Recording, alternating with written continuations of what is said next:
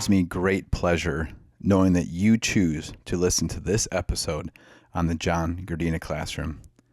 My mission is to serve the Lord by creating content that will help you in your journey of life.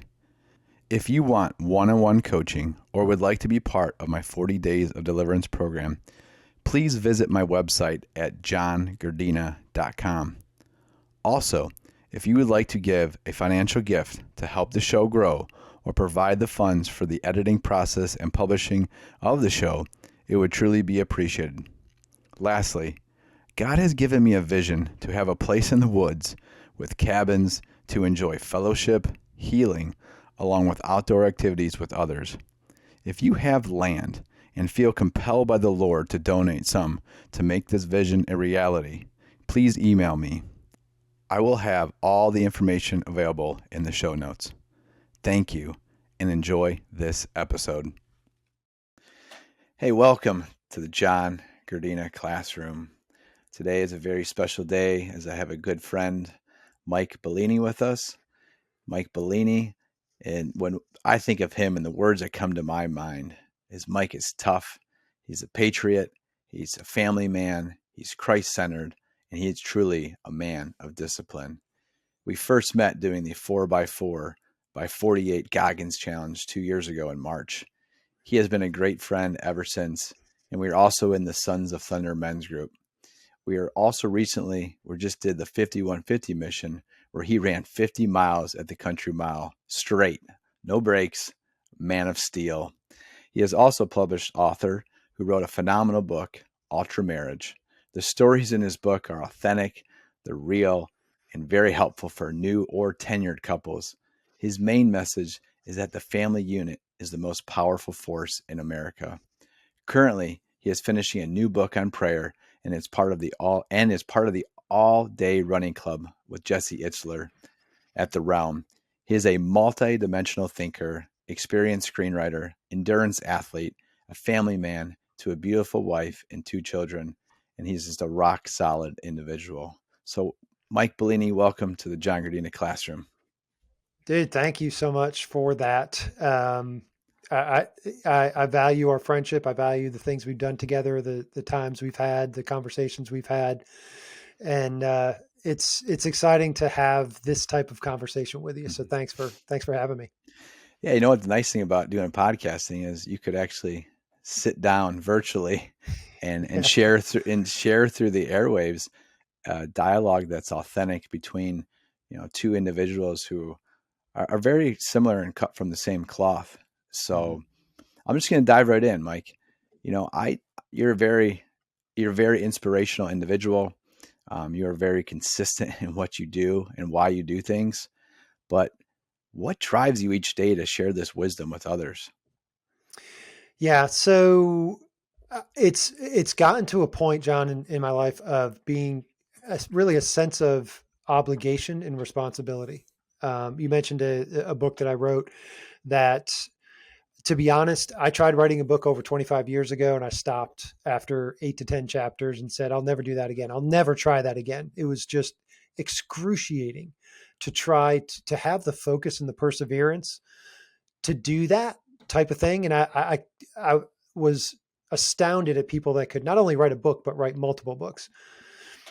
So in 2020, God put it on my heart to possibly write a book, right? This is 25 years after I tried the first one and failed.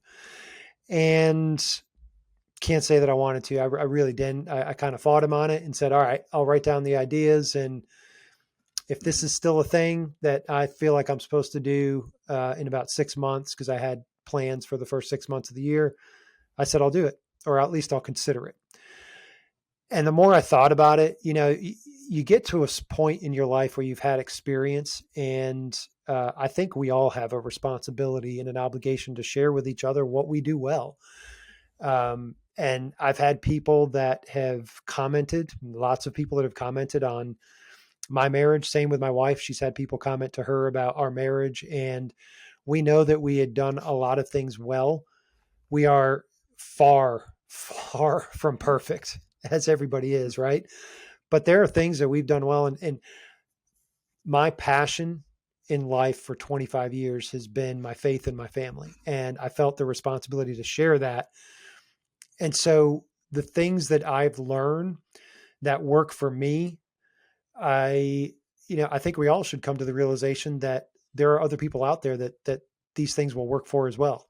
Not everybody, not everybody's the same, but man, if we shared more of what works for us, we all could be better and become better. So that's really it. It's a sense of responsibility. Yeah, you know what I love? I'm just gathering all this wisdom you have, and the one thing I loved about reading your book and knowing who you are is that really faith in your family is the fulfillment of you as an individual. And the podcast that I have is really faith, family, fitness, and freedom. And I know that we align identical on all four of the 100% on all four of those Yeah. pillars. Yeah. And Yeah. just a testament of who Mike is and with his wife. And I'll just never forget one of the stories in there is that you guys budgeted your money really well and you couldn't go out to dinner, but you knew that having that date night was something that you needed to have as a couple, that you were serving one another in that special time. And I thought to myself, like, wow, that is so powerful. And the story you had in there where your kids were the waiters and the servers for you in your house Yeah. it was remarkable because it really is the foundation of what makes a family strong, and seeing that intimacy, but also makes our communities in America a great nation, what it is. So keep talking a little bit about that family unit and how important it is.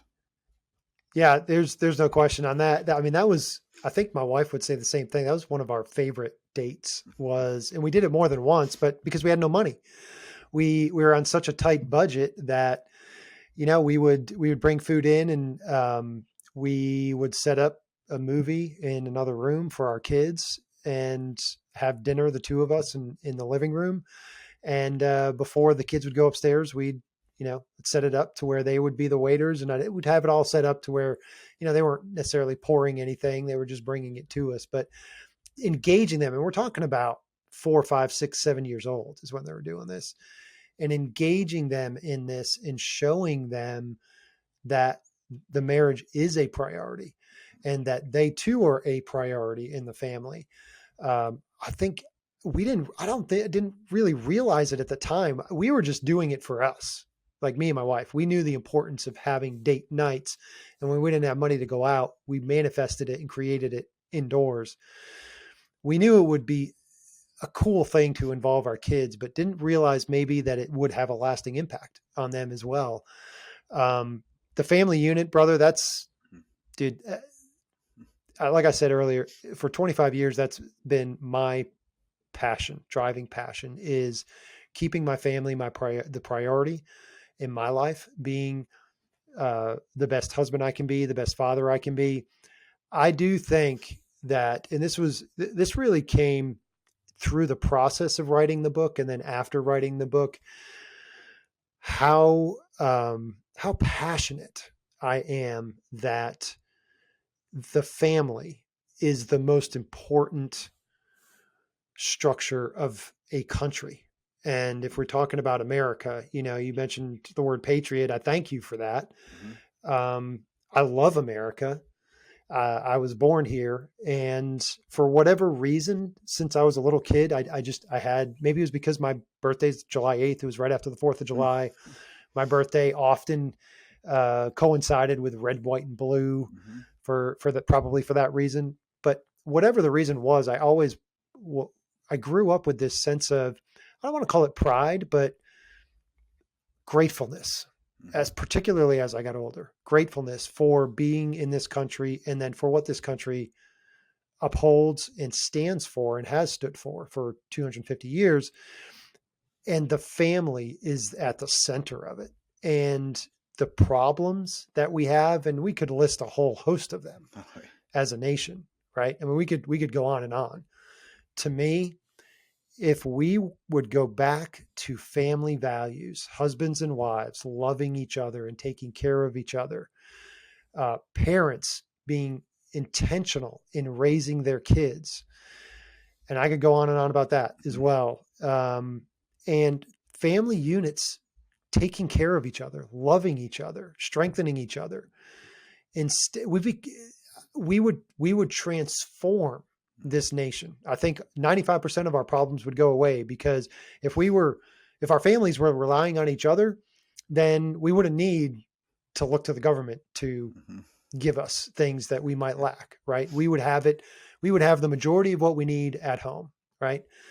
And so, yeah, to me, it's the most important part of really any culture, any civilization, is the family.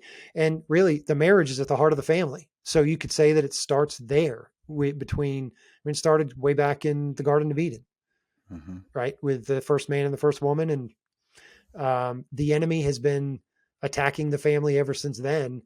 We've become so desensitized to our current culture that 50% of marriages ending in divorce doesn't bother us anymore. That's the tragedy.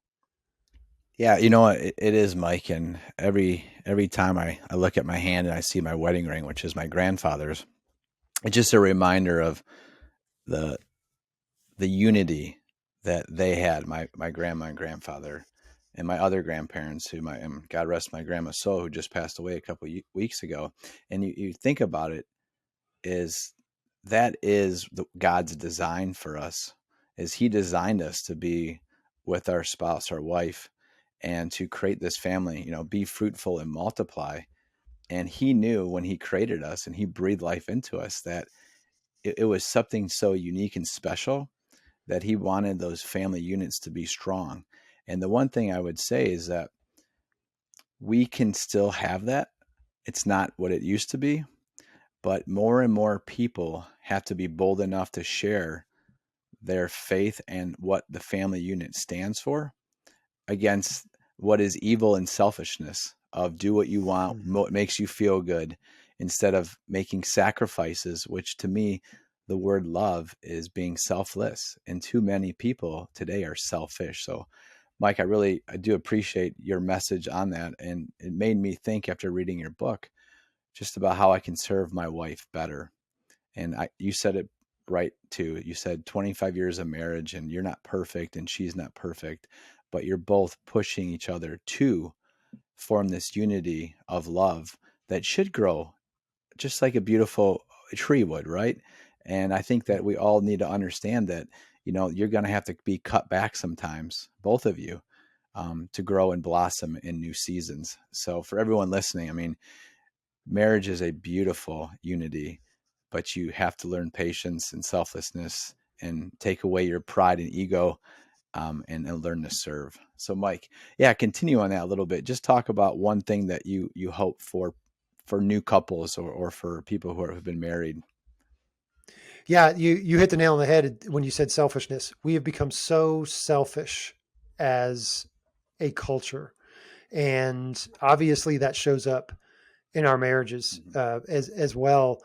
And you mentioned that that it's really, I forget exactly how you said, it's not what it used to be, or in terms of marriage. Why can't it be? Is my question, right? Yes, the world is different, Mm-hmm. but our level of commitment, our level of love, um, doesn't have to be different between a husband and a wife. And the I think if I had a wish, kind of as you put it, for particularly for new couples, it's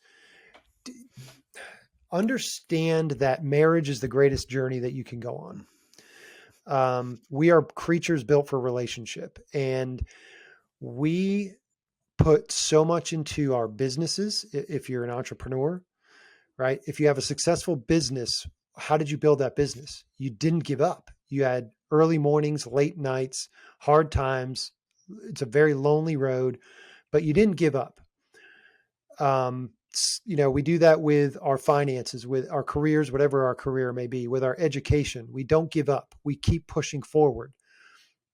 We need that same mentality in our marriage. And not only that, but it needs to be there first. Why not? Right? I mean, that's, again, I go back to, it's the foundation of civilization. You mentioned it, be fruitful and multiply. What are we here for if we're not going to progress the human race, right? If we're not going to be fruitful and multiply, um, God put us here for a reason, and it's more for relationship, not for just doing things. And the closest, most intimate, most loving relationship we could ever have and should ever have outside of our relationship with God is with our spouse. There's no closer relationship that we could have. Why would we not want to get the most out of that? That's what we have this stigma that getting married limits our lives. I don't know if it's predominantly for men, of the jokes about the ball and chain and this or that, right?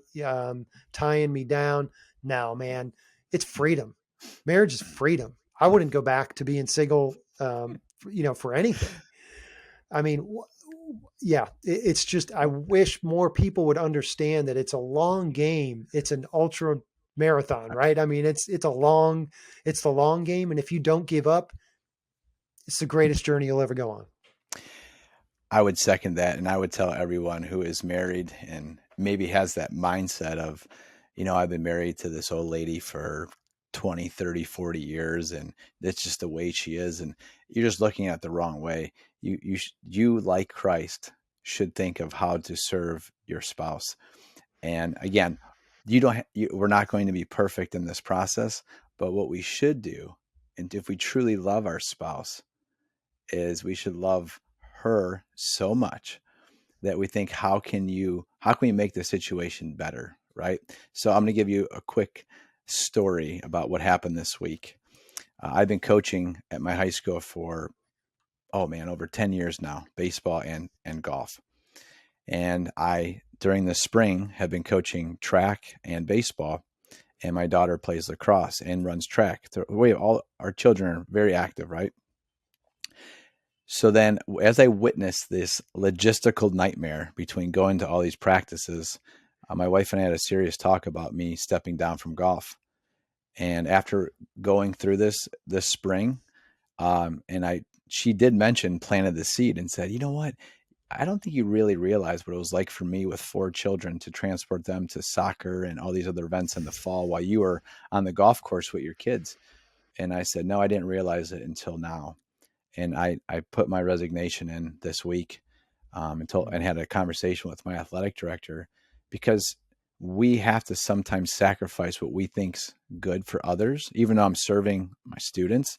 And it really hurt. This was a very hard decision, but I have to put my family first. And the reason why is because it's only for a season that I'll have them under my roof. And we have to always remember that. So let's segue into that for you, Mike. Talk about how important that is as a father and as your wife as well, to be those mentors and loving parents to your children. Oh man, it's it's the foundation of the future. I mean, that's another thing to where we as parents have become so selfish in that. I think a lot of parents probably live vicariously through their kids. I can't say that I hadn't been guilty of that, right? You want your kids to be better than you, or at least you should, right? That's sort of the whole point, is helping to raise your kids so that they avoid as many of the mistakes that you made, and that you build them better than you were. We made the decision. I guess I'll answer it this way. My wife and I made the decision that after we had our first child, when he was little, that the most important thing was being there with him and for him. And so she was a school teacher, and she quit her job to be a stay-at-home mom for several years while both of our kids were young. And I made a commitment that I was going to be home. I mean, I was going to be, when I was home, I was going to be home, and Saturdays were my day with our son, particularly when he was young. And we made the decision early on that,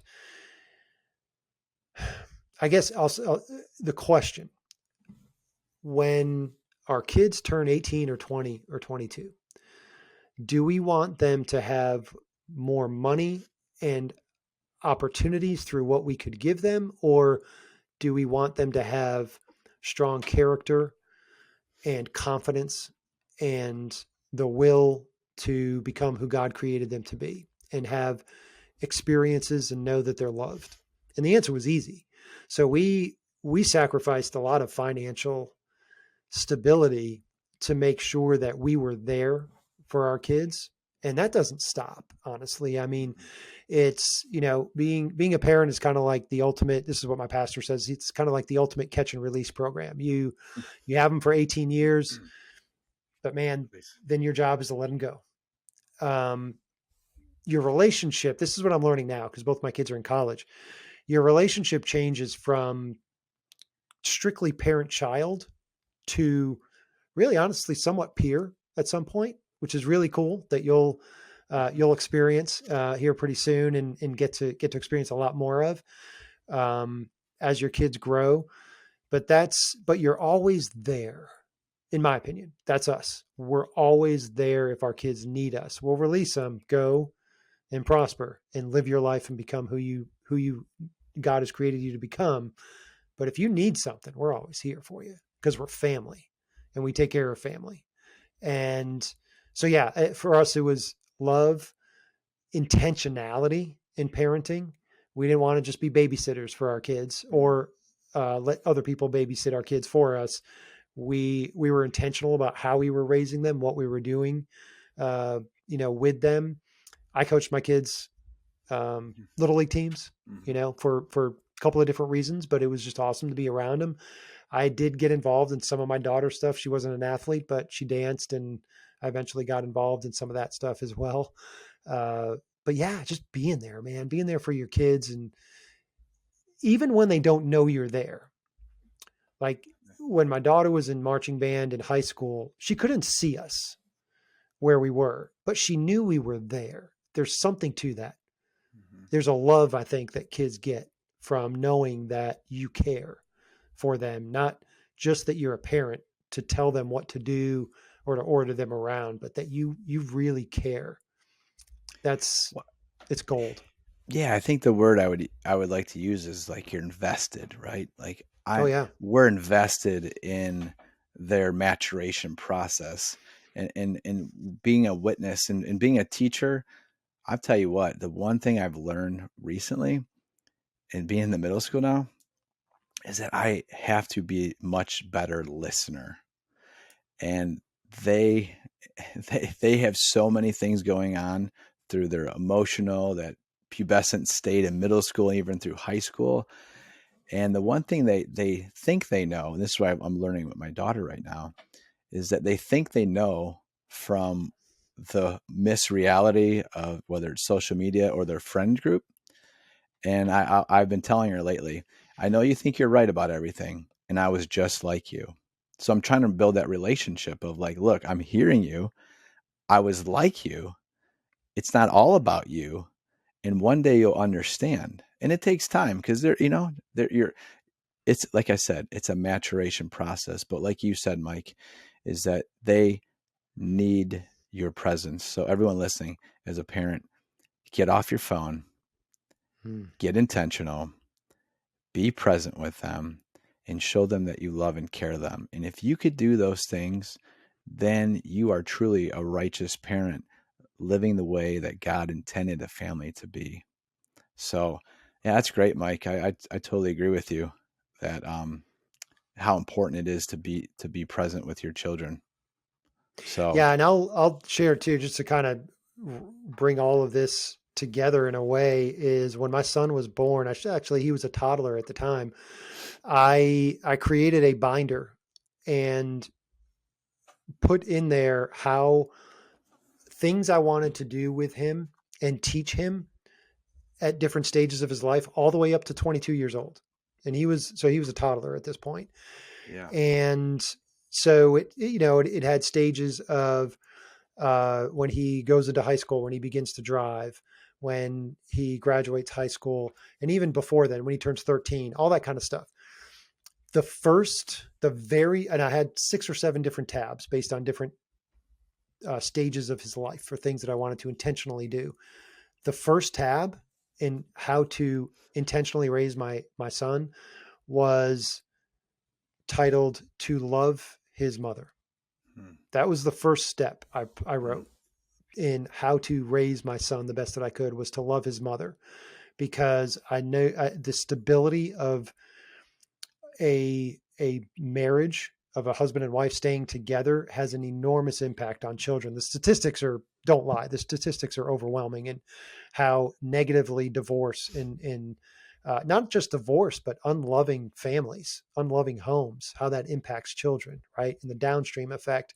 And secondly, I wanted to show him what love looks like, and how I love his mom.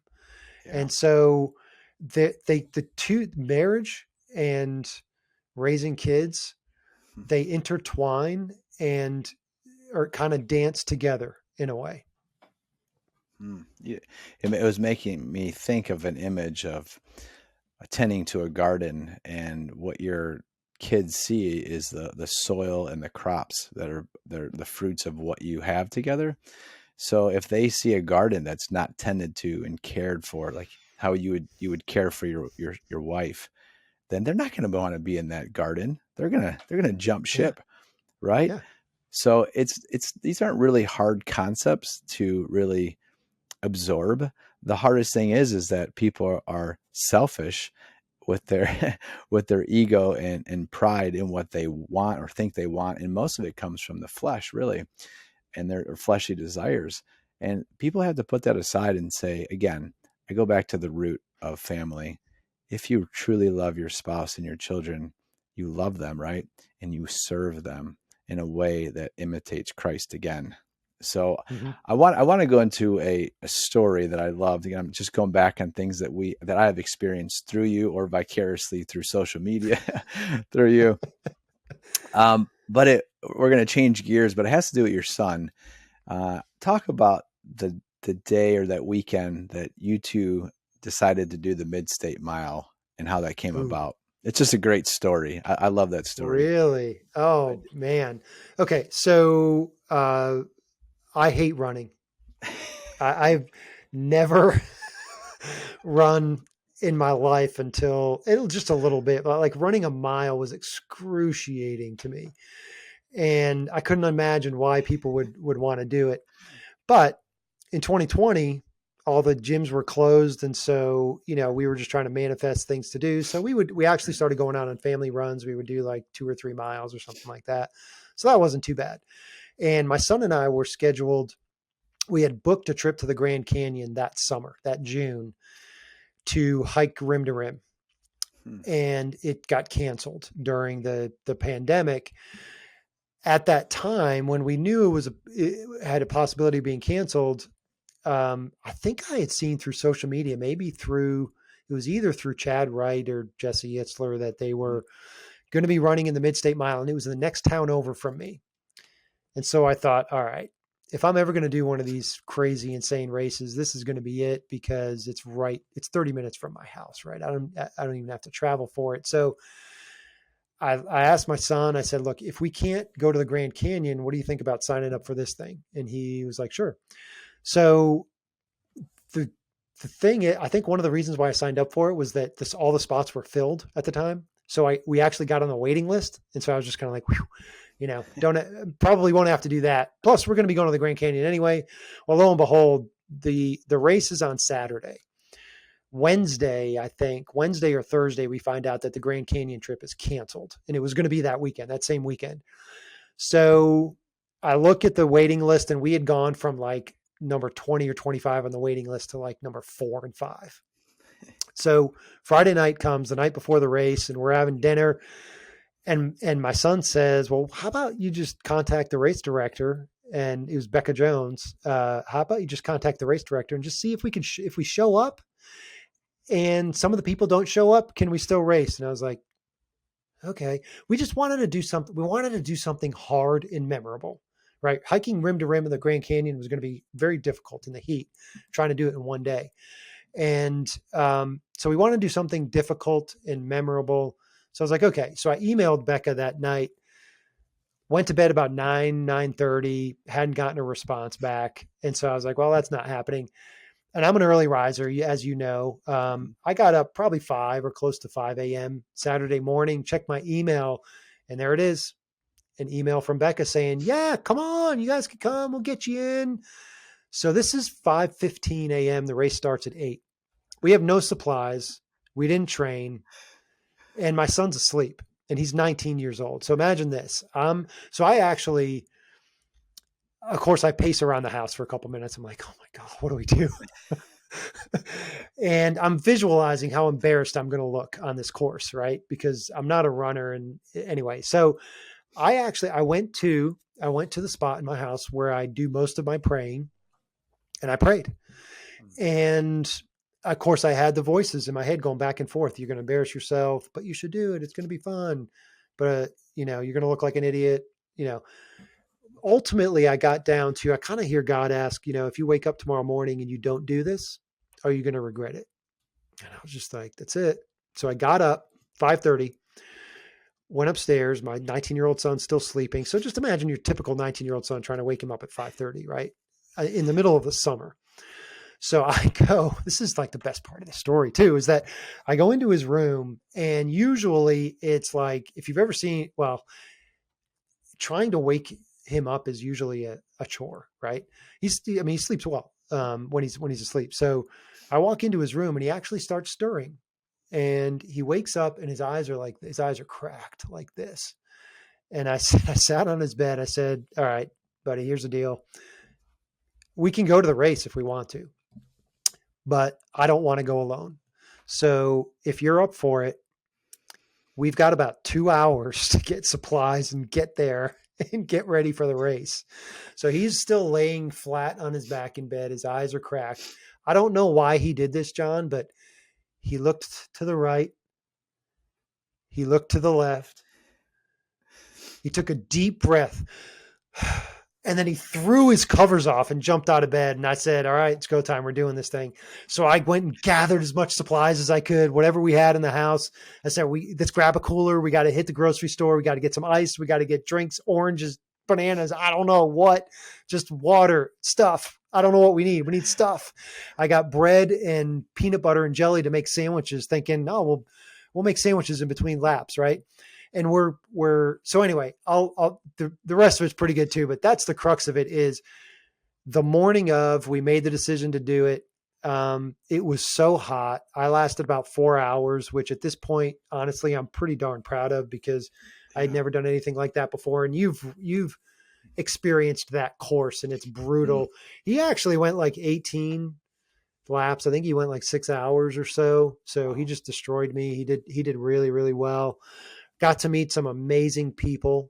And I walked away from that and said, that was so terrible. I'm never doing anything like that again. And I've been doing races ever since. You know what? The funny thing is, Mike, I swear, like the stories you have are similar, so similar to mine. Is that I did the same thing. My first ultra race, I swore, I'm like, I'm never doing this again. Yeah. I was literally cramping up the whole way home as my dad's driving, and he's like, "Are you okay?" I'm like, "My whole body is seizing up and cramping." He goes, "Why did you hydrate?" And I didn't. This was during COVID too, because they had only one aid station that was so far. And I kept thinking to myself, like, during that suffering period, is you go through it and you're like, why did I do that? And then like a week later, you're like, when can I do that again? When can I do it again? Yeah. Yeah. But that got, yeah, it really, and I had a couple of people say, oh, you're going to get the itch. And I said, oh, no, I'm not. No, I'm not. I'm not doing anything like this again. And there's something about it. There's something about the suffering, the pushing yourself and in doing things some things maybe that you didn't know you could do, but other things that you just don't want to do, but you get yourself to do it anyway. And it's like, man, if I can do that, if I can get myself to do that, what can I get myself to do as a husband? What can I get myself to do as a father? What can I get myself to do as a disciple of Jesus, as a son of God, right? As a friend? What can I get myself to do if I can push myself through that? That's the beauty of it. Mike, I couldn't agree more. I tell my father all the time, I said, I do these things to suffer, but when I suffer, my spirit is so in tune. It's like the most Oh pure yeah. state. And you've been there. Yeah. And Yeah. as men of faith or as a woman of faith, and when you're in this state of suffering, you really have this, it's like this internal transfiguration. When Jesus was on the mountain, right? And he turned white and all the apostles were looking at him, James, John, and Peter. Like he had this transfiguration, like within your soul, you have like the Holy Spirit just like bursting through, and you don't really get that. I've never really had that until I've been at like breaking points in races. And I think and maybe that's the why, Mike. Maybe that's why we like to do it, is because you don't get that like pinnacle period of that experience without that true suffering. And it's controlled suffering. That's the thing. Like we're not going out to war. Like we control when we want to stop or how far we want to go. But it really does push you to the limits to where you can bring those experiences back to your family and to your profession. And having that wisdom allows you to have the fortitude to truly have experience that you can share with somebody. And people are ask you like, why did you run that far? Like, Mike, why would you run 80 miles straight? Now I'm going to answer that. I'm going to ask you that. Why would you run 80 miles straight, Mike? In their last race we did. I well, there's a couple of different reasons, but that you said it really well. It's in doing something like that. It really forces you to strip away everything down to your soul, to where Mm-hmm. it's like your soul is exposed. Right? Mm-hmm.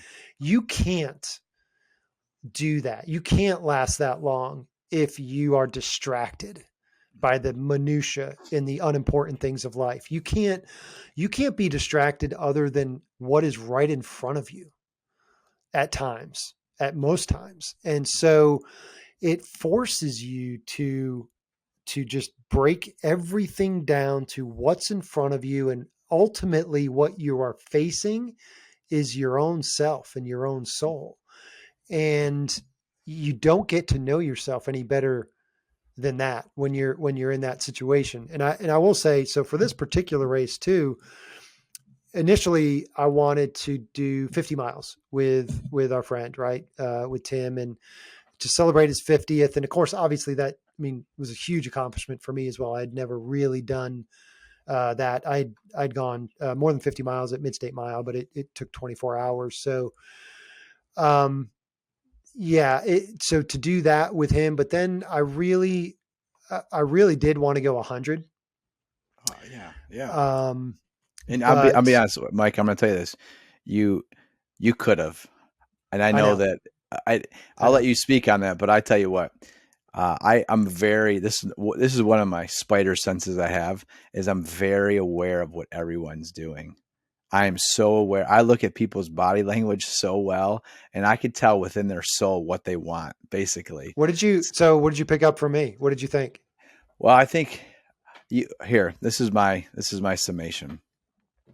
Because you committed to Tim to do the 50. I knew you were serving that the act that he wanted to do. And then I was reading through what you said, and one of your posts, actually it was from when you did your reel, I think, on Instagram, and you Yeah. said you were sick during January, then February you started getting your strength back, and then you kicked it into gear to train like you were running for 100-mile race. Yeah. So I knew then, I knew the fire was lit, that was a goal that could possibly happen for you. And I'll be honest, like you train the hardest out of all of us, and the amount of miles you put in, and dude, it's beautiful. You are so intentional that I watch the wave of miles grow each week, and then the Yeah. peak down into the race. And I'm Yeah. like, this is me just sitting on the back looking, thinking like, Mike's got something up his sleeve. He's not. I guarantee you. I guarantee you. Okay. This is what I thought, that when I knew you weren't going to run Friday night, and I said, I bet you what, once he goes Saturday, he's going to go. He's going to push himself to try to get 100. And I think if I remember correctly, when Dan and I finished and you finished on that lap with us, um, you had to get back home, and the way logistically it just wouldn't work. Am I right in saying that? Yeah, that's right. So, yeah, I shared a little bit about this earlier, just, personal thing. It's been a tough year for our Mhm. family. Which I won't really get into. It's just, I mean, it's been a rough year, and to the point where you have things happen to you, just multiple things over and over and over, and it's like, okay, it's now happening to all members of our family. It's like our family's being under attack. And in the middle of training, going through the plan that you had laid out, uh, there was a point where my body just clicked, and I was like, I feel pretty good. Mhm. I feel strong. I can do 50. If I pushed myself, what else could I do 100?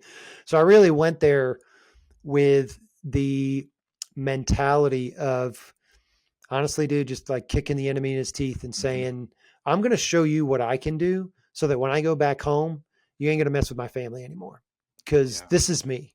I can do this. And so, um, but to your point, I wanted to I wanted to serve Tim in the Yeah. group, and I had no desire to run Friday night and then get up Saturday and do it No. again. I knew for me and my body, the best thing would be to start and just go until I Just. can't go anymore. And so, and one of the things that I thought of, and this really hit home for me through the race, was on my way there. I'm like, what do I want? Thinking about, what do I want to get out of this? And I thought about you. You mentioned the word selfish earlier today, early in the conversation, about how selfish we've become as a society, how selfish we are as husbands, particularly as husbands, but wives too. Um, and I'm that way, man. And I'm just like, I don't know how much selfishness I've got. I know I've got a lot, but I just want to get rid of it. Mhm. I want it all to just peel away. And that's what, I don't know why that popped into my head, but that's what I wanted out of this race, was Mhm. to peel away every bit of selfishness and come back selfless in more ways. And so, I fought that through Saturday. Like, dang, man, we're going so slow. And a lot of it was the weather, Mhm. right? Oh. Oh yeah. Um, and so that was the first part of it. And then, our pace just slowed in the afternoon and into the evening. And I kept in my head, I'm thinking, all right, if we finish 50 in 12 hours, what's that going to look like? Okay. If we finish 50 in 16 hours, what's that going to look like? It ended up taking us, actually, it took us 17 and a half hours to finish 50. But I Mhm. kept in my mind thinking, as soon as we're done with 50, and I knew Tim would be done, and you and Dan had mentioned you were gonna call it and Mhm. get some sleep. I know you guys needed it as well. In my mind, I'm just thinking, that's it. That's my time. Mhm. That's my time. And when I went through the night and I started doing the math in my head, and I was getting close to 80, I knew that I knew I could get to 100, but I knew it would take me most of the day or half the day Sunday, and that logistically and physically that wasn't going to be good, because I had a 6-hour drive home, and Yeah. that would have put my family and my work, honestly, for the rest of the week. It would have just put a burden on them. So I kind of made the unselfish decision that I want to get 100, but I this is good right here. I'm gonna stop here. I'll get 80. I'll finish with you guys, and then I'll serve my family and my work, and so I can be there for them this week. Well, for everyone who wasn't there and I witnessed it, um, Mike is a machine, like literally. Like when I went to bed, and it was funny because I felt like somewhat of a caregiver, because Dan was like cashed out on my chair Yeah, outside, and I was helping Tim get in, and then Gavin was fried and he was in his car warming up, and I'm like, where's Mike at? And I thought to myself, oh, I know where he's at. He's going back to the gauntlet. And then that's I, right. I thought, and I thought to myself, like, I'm happy for you. I wanted to run with you, but I'm like, I knew personally, I needed to get Yeah, rest, because we've been running for, oh my goodness, like almost You 30 guys have hours. been I up don't know. so long. You were Oh up so yeah. long. Yeah. Yeah. It Yeah. was crazy. So long story Yeah. short, I knew my plan with Dan because I knew we started together, and I said our mission is to start and finish together, which we did, and it was awesome. But you, Mike, like when I woke up by those crazy roosters, and I know you heard them too. I I woke. did. They're. They were awesome. They were. It was awesome. It really was. Yeah. And it was so Yeah. it was so fun to just be out in nature and hear that, and you hear the rain and the people on the track running while you're waking up. And I got up and I saw Gavin outside, and I was like, it was like 6:30 on Sunday morning, and I said, "What are you doing out here?" He's like, "Mike's still going. Like he's unbelievable." And I said, "You know what? I'm so happy for him, man. Like, cause I knew it. I knew, I knew you needed to do that. I did. Not to showcase your toughness or your grit. Cause that's who you are. All right. It was, I think you just needed that time to be alone for that 5 hour or 4 hour period, whatever it was at night, to just face the enemy. Yep. And Yep. I agree. I agree. and I think and I think that's the thing about like ultra running that people don't really understand. It's not to say, oh, I ran 100 miles or 50 miles or whatever the mileage. It's about knowing, like you said, and we both said, it's about stripping you down to the core on a mission to reveal something to you.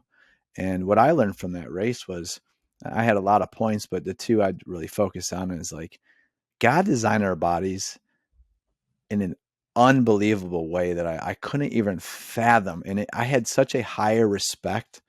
I mean, God's unbelievable. I mean, he is the creator of all. He's just, we can't even think about how powerful and amazing and great and everything he does. But I thought to myself, there's no way in my mind, Mike, how to drive down, run that race, and drive back that same day would even crossed my mind. And for you to be a man of steel running 80 miles straight and then having 5 hours or so by yourself in the dead of night, I thought to myself, like, man, that dude is just, he was on a mission. And when a man's on a mission, that reveals your character. And I witnessed who you are when I woke up that day, that I knew the Mike Bellini that I always knew, but you showed me another side of you. It's almost like a superhero. Really, it really is. And I say that with humility too, though, but it really does showcase your character and how strong you are, not just physically, but you know as well as I do, it comes down to the mental part because you play mind games with yourself of why I'm doing this, what is this for, and to run through the night again in isolation against the enemy. That was the most courageous warrior thing that I saw in the entire time. Uh, Thank you. And I know you've got that same, actually, I won't even say that same grit. You've got grit inside of you that I don't have, man. It's a struggle for me. And one of the things I do want to say as well is that I really learned out there this time was there is a big difference between physical suffering and pushing yourself into uncomfortable situations physically and then doing it versus doing it emotionally, spiritually, and relationally. And I realized out there by myself that, man, this is so much easier for me to do than to do the emotional Mm-hmm. and spiritual and relational, to do the uncomfortable things in those areas. And I took that back with me. That was a big takeaway for me from this race this time was I need to do hard things emotionally, relationally, and spiritually as much or more than I do physical hard things. It can't just be the physical Mm-hmm. and hope that it translate into the other.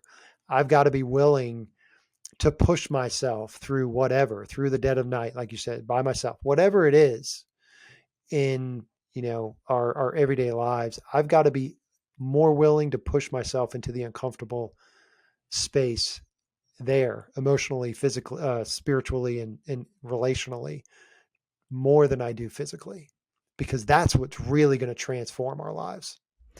Yeah, I mean, I couldn't agree with you more, Mike. I think we don't we don't do hard things just to say we're tough. That that No, that's not no. the end game. Again, I can't stress enough what you said is that this just happens to be a test. Really, if you look at it like life and as a student of the game of life, we're going through a test.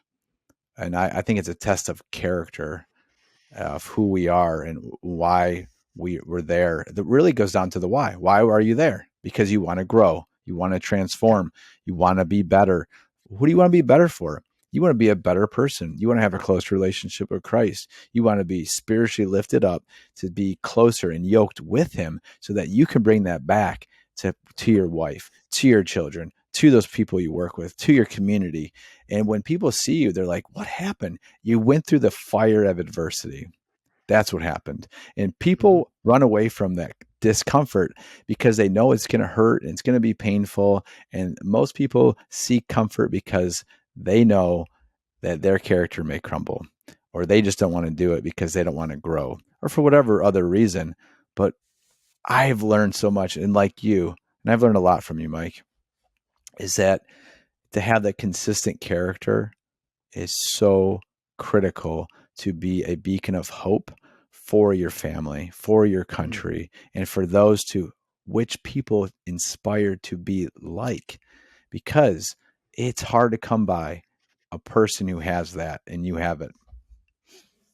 Thank you, man. Yeah, that's. I will say, you say I have it. I will say it's something that I strive to live by. Yeah, there's no question. I think we're in a day and age where people crave stability, Mm, crave uh, yeah, living on solid ground. And those of us that may have that, whether it's a desire or have some of that inside of us, and for me and you as well, I mean, it's all built on our faith.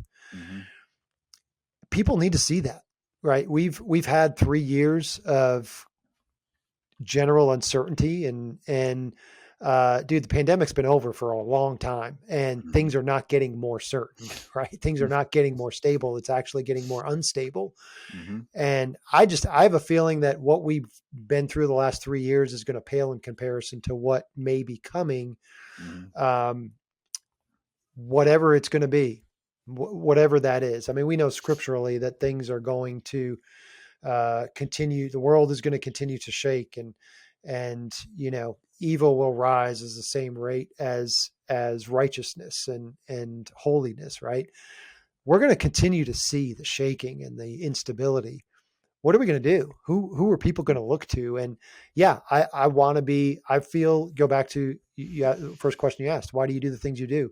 Sense of responsibility. If I can be that person for somebody to where they say, I don't know why he's not afraid, but he's not. So mhm. I'm going to go talk to him and figure out why he's not afraid of this. That's, that's what I'm trying to become.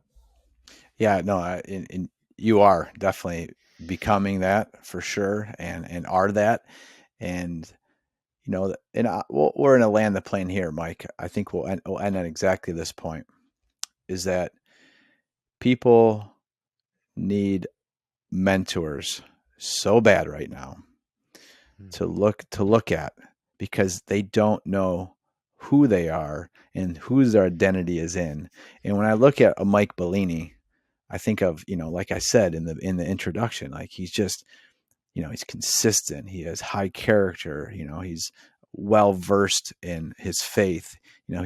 He has a beautiful relationship with his family, and he understands those pillars of his faith, family, and his fitness and his freedom so well. They're so clear in his message, not only verbally, but how he acts on a daily basis. And if we have more men and women in this country and in this world who can start doing that, not wavering their character by situations, but by being consistent in all situations, that is what we all strive to be. And ultimately, like I said before, if we could just try to imitate Christ the best we can and to be beacons of hope, because that's what people need to hear. the true message of truth, which is that we need to be the salt and the light to everyone around us, because they don't know where to turn to. And you can't turn to the news. You can't turn to social media. You can't turn to big companies that are advertising these ungodly things. We have to turn to the truth. And Mike, you are definitely a truth seeker because you are in the Word, you are living out your faith, and you just have a beautiful way of sharing that. And I'm so happy. And now this is my last message about you. I'm just so thankful, really, Mike, that you're using those gifts that God's given you to write, and you squash that fear of 25 years ago that you would not do it. Just like you said, you wouldn't run after the first time. So these are things that God has been building you up to do, to honor him and his kingdom. And it truly is a beautiful sight for me and for everyone I know in our community that's around you, is that you're living out God's destiny for what you're supposed to do in life. And it's really a beautiful sight to see, Mike. Yeah. Well, I just say this, Mike, like, I truly appreciate your time for being on today. And I hope that you're able to come back on some other time, because I can't wait maybe a year from now or so, that the books you've written, the experiences you've had, and how you have fortified your character even more in this world, so that so desperately needs people like you to share the truth to them. Yeah, absolutely, man. This has been a blast. I think you mentioned it too. We share a lot in common in what we believe, what we hold to be true, and what we prioritize in life. So it's so uplifting um, when you do find people that have common ground and common purpose as well. So I can't thank you enough, man. Love you, brother. Hey, Mike, I love you too. And hey, I'm praying for you and your family going through this time that you are. And I continually say this over and over again. I'm grateful for you. I'm grateful that you have helped me in my relationship with my wife to be more intentional to her needs and to my children. And I can't wait to do more races with you in the future as well. And I'm just looking forward to our continued Yeah, relationship. So, well, Mike Bellini, it's absolutely. been a I feel the pleasure. exact same way, brother. Yeah, thank you so much. And everyone, this has been a great classroom session, and this class is dismissed. That was good, Mike. That was great. I'm going to be